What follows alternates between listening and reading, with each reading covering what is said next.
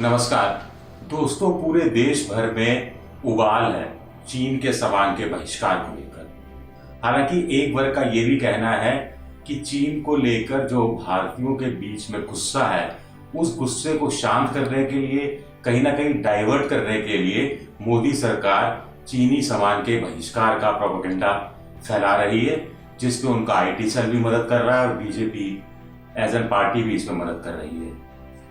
कुल मिलाकर आज हम ये जानने की कोशिश करते हैं कि चीन के सामान की खरीदारी में क्या समझदारी है या समझदारी नहीं है। क्या चीन के सामान का बहिष्कार अगर भारत करेगा तो चीन की आर्थिक रीढ़ की हड्डी टूट जाएगी? क्या चीन भारत के सामने झुक जाएगा या चीन पर इसका कोई फर्क पड़ेगा भी या नहीं पड़ेगा? क्योंकि चीन करीब करीब 12-13 ट्रिलियन डॉलर की इकोनॉमी है, भारत से करीब 5 गुना से भी ज्यादा।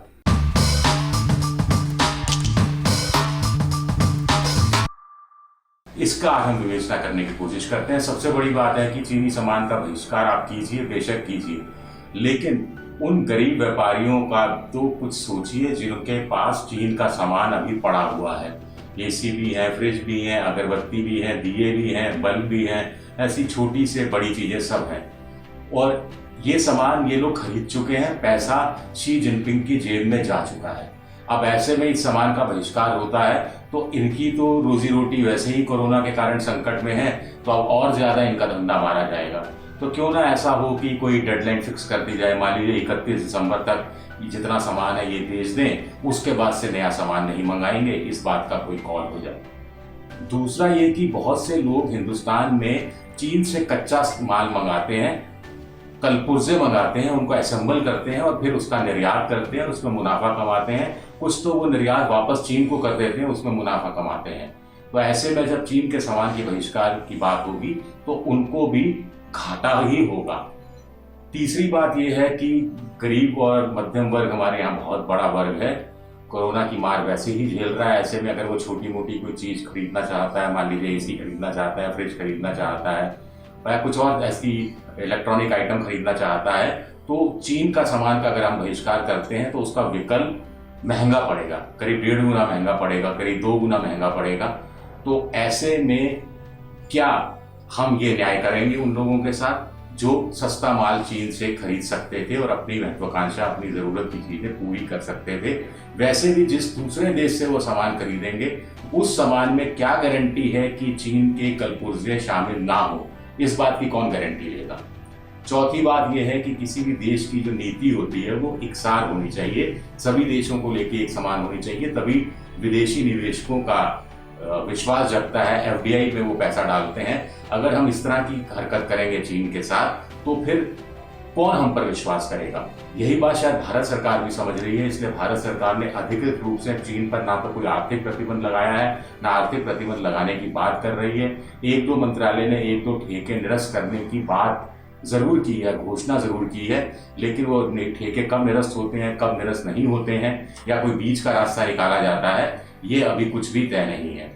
एक और चीज है कि जितना हम चीन को निर्यात करते हैं उससे 60 अरब डॉलर की वस्तुओं का ज्यादा हम आयात करते हैं, तो इससे चीन को फायदा होता है। लेकिन ट्रेड सरप्लस का आपसी ट्रेड में कोई लेना देना नहीं होता, क्योंकि अमेरिका से ट्रेड सरप्लस हमारा प्लस में है। यानी हम अमेरिका को जितना आयात करते हैं, अमेरिका से जितना आयात करते हैं उससे ज्यादा हम अमेरिका को एक्सपोर्ट करते हैं। लेकिन इसका मतलब तो ये नहीं हो गया कि हम चीन अमेरिका से भारी अर्थव्यवस्था हो गए। ऐसे ही अफ्रीका का एक छोटा सा देश है नाइजीरिया, वहां से हम जितना आयात करते हैं उससे कम हम निर्यात करते हैं। यानी नाइजीरिया के पक्ष में ट्रेड सरप्लस है। इसका मतलब ये तो नहीं हो गया कि नाइजीरिया हमसे बड़ा हो गया या आर्थिक से जो अर्थव्यवस्था के मामले में हमसे बड़ा नाइजीरिया हो गया। तो इस तरह के तर्क जो दिए जा रहे हैं, मुझे लगता है कि इसमें पहले सच्चाई को जान लेना जरूरी हो जाता है। कुछ लोग कह रहे हैं कि चीन से जो हम सामान मंगा रहे हैं उसकी ड्यूटी हमें बढ़ा देनी चाहिए। भाई अगर आप ड्यूटी बढ़ाओगे तो चीन भी ड्यूटी बढ़ा देगा।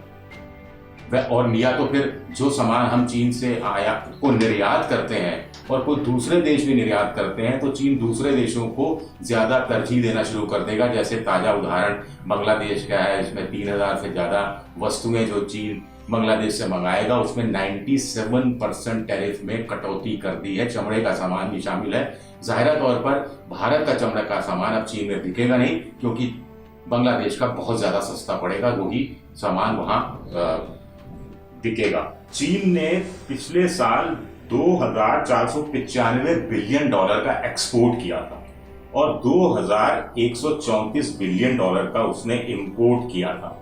तो जहां इतना बड़ी संख्या में एक्सपोर्ट इंपोर्ट चीन कर रहा हो, वहां भारत और चीन का जो आपसी व्यापार है वो बहुत सीमित मात्रा में है। इससे मुझे नहीं लगता कि चीन को कोई फर्क पड़ेगा। उल्टा चीन इस समय इस स्थिति में है, हो सकता है मेरी ये बात आप लोगों को पसंद नहीं आ रही हो, लेकिन आर्थिक आंकड़े तो आर्थिक आंकड़े हैं, उसके साथ आप पारदर्शिता से ही काम ले सकते हैं, उसमें झूठ फ्रेब आप शामिल नहीं कर सकते। स्थिति यह है कि चीन भारत को रिप्लेस कर सकता है, लेकिन भारत चीन को रिप्लेस करने की स्थिति में नहीं है। सबसे बड़ी बात है कि भारत के एक भ्रम सा फैला दिया है कि हम अगर अगरबत्ती मंगाते हैं, दिए मंगाते हैं, फलाना ढिमका मंगाते हैं, लेकिन हम बहुत बड़ी बड़ी चीजें मंगाते हैं जो हमें बाहर नहीं मिल सकती, या मिलेंगी तो दोगुने तिगने दाम पर मिलेगी। इसमें पावर सेक्टर में काम आने वाले जो उपकरण है वो मंगाते हैं, न्यूक्लियर रिएक्टर हम मंगाते हैं, बॉयलर मंगाते हैं, ऑर्गेनिक केमिकल मंगाते हैं, खाद तक हम देश में पूरी मात्रा में पैदा नहीं कर पाते, खाद तक वहां से मंगाते हैं जो किसानों के लिए बहुत जरूरी चीजें हैं। तो जब तक इन चीजों का कोई सस्ता विकल्प हम लोग तलाश नहीं लेते, या तो हिंदुस्तान में इनकी मैन्युफैक्चरिंग होने लगे या किसी और देश से हम मंगाने लगे, मित्र देश से, जो चीन के मुकाबले के दर पर दे दे या चीन से हमें थोड़ा सा सस्ता दे दे, तब तक हम इस विकल्प पर हमें विचार नहीं करना चाहिए कि इन चीजों को हम चीन से मंगाना पूरी तरह से बंद कर दें, क्योंकि इससे भारत की अर्थव्यवस्था और ज्यादा चौपट होगी, जो कोरोना काल में वैसे ही बुरे दौर में गुजर रही है। अंत में एक छोटी सी बात, चीन ने गलवान घाटी पर जो हमला किया उसकी 1 साल से वो तैयारी कर रहा था। सब लोग कह रहे हैं पिछले साल अगस्त के बाद से। जब चीन इतनी बड़ी तैयारी के साथ सामने आ सकता है और हमें भी आर्थिक मोर्चे पर इतना बड़ा संघर्ष करना है, तो हम क्यों ना थोड़े आराम से काम लें, थोड़ी अपनी नीति बना के काम ले, थोड़ी अपनी तैयारी बना पहले पूरी कर लें, उसके बाद हम चीन के बहिष्कार की बात करें, सामान के बहिष्कार की बात करें, तो ज्यादा गनीमत होगी, नहीं तो ये सब प्रोपेगेंडा ही होगा। एबीपी न्यूज आपको रखे आगे।